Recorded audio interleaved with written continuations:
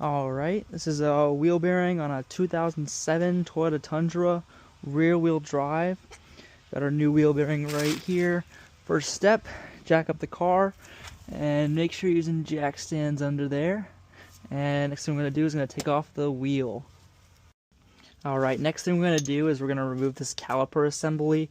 You don't have to take the pads out. We're just going to remove these two 17mm bolts right there and right there. There's only two of them.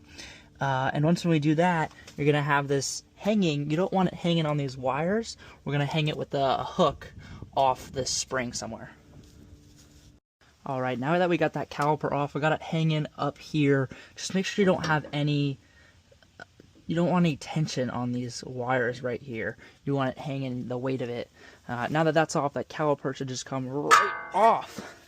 Sweet. Set that there. Alright, and the next thing we're going to do is remove these four 17mm bolts right behind there, and that's going to give us our wheel hub assembly. So let's get after it. Alright, so I went ahead and got the hub assembly pulled off and then cleaned out. You want to make sure that all this in here is nice and clean.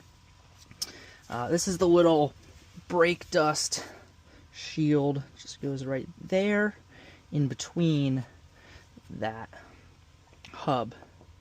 So let's go ahead and set the new one back in, and yeah.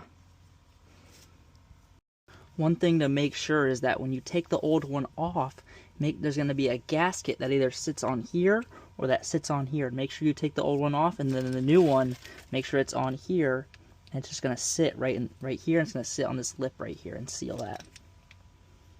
Alright, so we got the wheel hub bearing back on, got those four bolts all tightened up.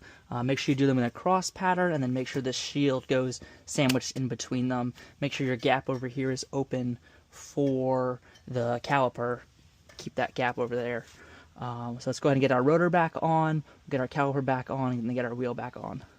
Alright, we went ahead and got that caliper back on, got the rotor back on, got my wheel spacer back on. Like I was saying earlier, if you don't have a wheel spacer, you don't have to do this step. It's just an extra 5 lug nuts is all it is.